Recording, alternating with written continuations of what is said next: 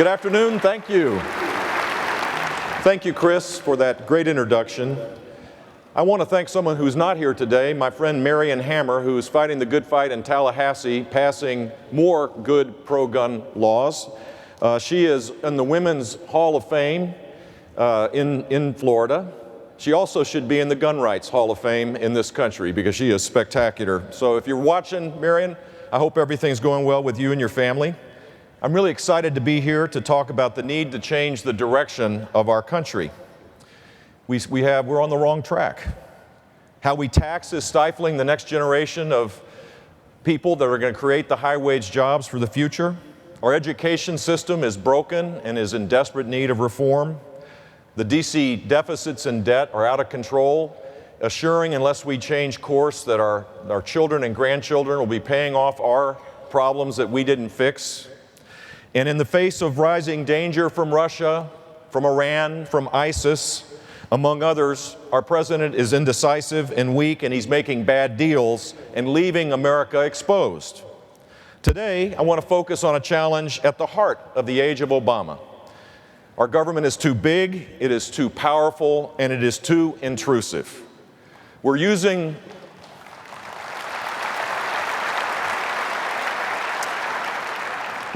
the laws of 1934 to regulate the access to the internet. The government has basically taken over our healthcare insurance system. The greatest boom to our economy, two existing technologies of horizontal drilling and hydraulic fracking, creating a revolution that will create high-wage jobs, is being opposed each and every day by the Obama administration, trying to regulate it and choke it out of existence. It's a worldview. It's the liberal, progressive worldview of Barack Obama and Hillary Clinton and Eric Holder and all the other people who want to take the guns out of the hands of the good guys and the hands of the law-abiding citizens. But the Second Amendment is one area where the Obama administration has run into a wall. And that wall is the Kevlar-covered wall of the NRA.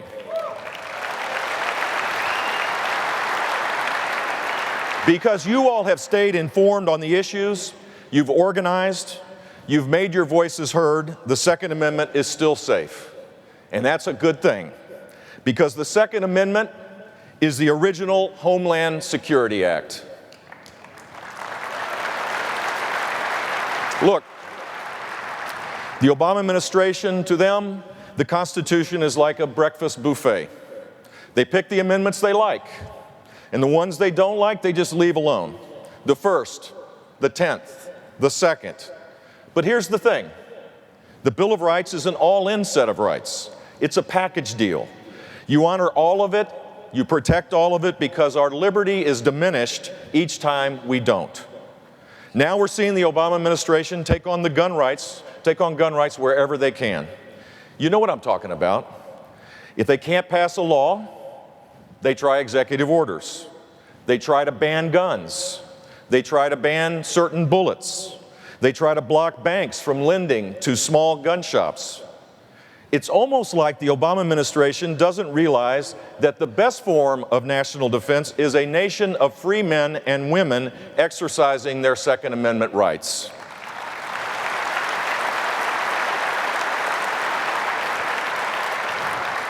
I have a message for the Obama administration.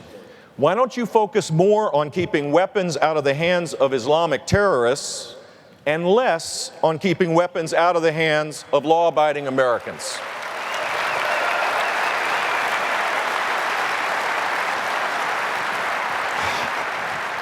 I'm not a newcomer to this issue. I've been a life member of the NRA since 1986. I've been in the trenches with you, and when I was governor, we were passing laws and creating protections for gun owners that set the bar for other states to follow. I will match my record against anyone else's when it comes to the support and defense of the Second Amendment. When you're governor for 8 years, you got a record, and here's mine. I earned an A+ rating from the NRA. I was proud of that. Florida's pro-gun laws have been the model for other states. Today, there are well over 1.3 million law-abiding Floridians with a valid concealed weapons permit. 1.3 million. That's the most in the nation, nearly double that of the second state, which is Texas. Sorry, Governor Perry. Not that I'm competitive or anything. As governor, I had one year where I signed 6 pro-gun and hunting bills. That was a record for Florida, and the NRA gave it a good nickname. You called it the six-pack of freedom. Let me tell you about some of the laws that we passed. There was an agenda to bankrupt gun manufacturers with frivolous lawsuits. The left wing was brazen in our state. They talked about it openly. So we passed a law stopping those kinds of lawsuits. Because a gun used in a crime, the fault doesn't belong to the manufacturer, the fault belongs to the criminal.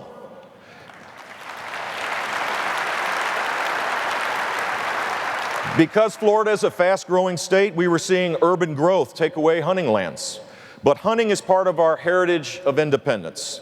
For many Americans, it's a sport shared by generations. So we passed the No Net Loss of Hunting Lands legislation. This law required that the state replace lost land to development with new lands in the same area. And since that law was passed in 2006, Florida has seen acreage for hunting increase by 159,000 acres. We passed legislation to stop name and shame campaigns. That insidious idea that you get information out that is private so that people are shamed. We had women who had really good reasons to keep their address secret. When you buy a gun, it's not an invitation to anyone, not the government or not the media, to name you and to try to shame you. And in Florida, you cannot do that.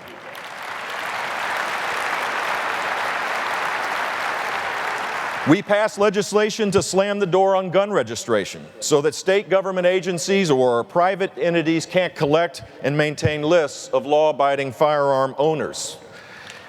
And if anybody, to add some teeth to this, if anybody actually tried to do that, to create a registry, which was done at the time, we created a $5 million fine to make sure that there was, I'm not kidding, teeth behind the law.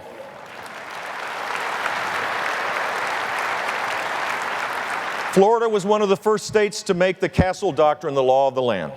If someone enters your home and you fear for your safety, you shouldn't have to try to escape first. Before the law was passed, juries were being told that you were supposed to run away from your home rather than defend yourself and your family. So we fixed that.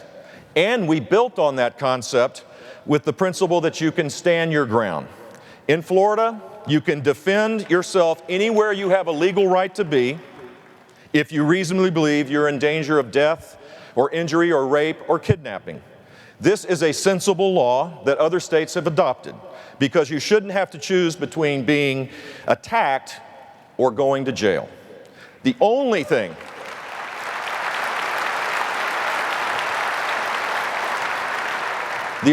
you should be worried about is keeping yourself and your loved ones safe. When I was governor, we were passing these laws and other states were following our lead. We were often the model. And that's how it should work. The Second Amendment creates a sacred right for each citizen of our great country. But it's through the 10th Amendment for each state to extend that right. What I know for sure is it's not up to the federal government to centralize power in Washington, D.C.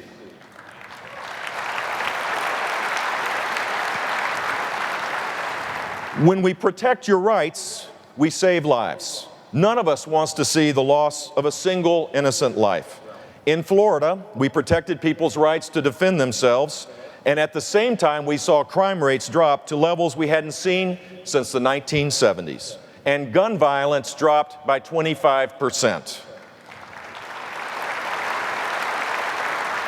Safety is always our top concern because life is precious and the stakes are huge. Last year, an armed thug burst into Foster and Pam Coker's home in Jacksonville, Florida. The man threatened Foster at gunpoint. He fired the weapon and it grazed Foster's head. There was a struggle. Foster got his weapon. And you know what? Pam got hers too. They both fired and they stopped the intruder cold. This was done before anything happened to their 7-year-old grandson that was sleeping in a bedroom that morning. And here's what Pam Coker said. If we had not had a gun in our home, we would be dead. Nothing was going to stop him. The sacred right to self-defense saved 3 lives that day, in one state, in one town, in one home. And that's just one story. Each year, law-abiding gun owners are forced to defend themselves with a firearm more than 2 million times. That's a proven fact, and it's the kind of evidence that we need to remember and to repeat. But our work is not done. We can't relax. Here's why. Eric Holder was asked what his greatest failure was as Attorney General. I can think of a few, if he needed any guidance on that. But here's what he said. He was sorry he didn't impose enough gun control on America. If Eric Holder calls that a failure, I'll take it as a win.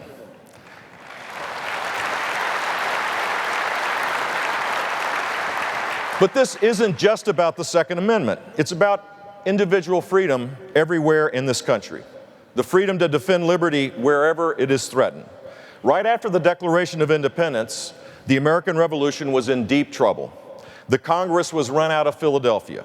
Only 20 delegates at the Congress were meeting. One of them, Sam Adams, refused to give up. Sam Adams spoke to the delegates and said that Congress had a duty to lift up the nation and, quote, encourage them to persevere in this glorious struggle until their rights and liberties shall be established on a rock, end quote. The war turned and our side started to rally. And later, in the debate over the Constitution, he proposed an amendment that would protect 3 big freedoms: the freedom of the press, protection against unreasonable searches and seizures, and I quote, the Constitution be never construed to authorize Congress to prevent the people of the United States who are peaceable citizens from keeping up their own arms. That one suggestion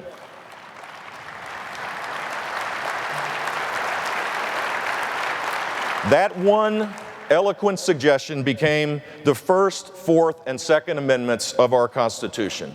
One man, one sentence. That's a good day's work for liberty. We need that spirit again in this country. We need to respect our Constitution and the self-governing nature that the founders expected of us. If I go beyond the consideration of the possibility of running to become an active candidate, I will do so with joy in my heart to restore a sense of optimism about the greatest country on the face of the earth. We can solve these problems if we are reminded of our great heritage, the greatest heritage in the greatest country on the face of the earth. Thank you all very much. God bless you all.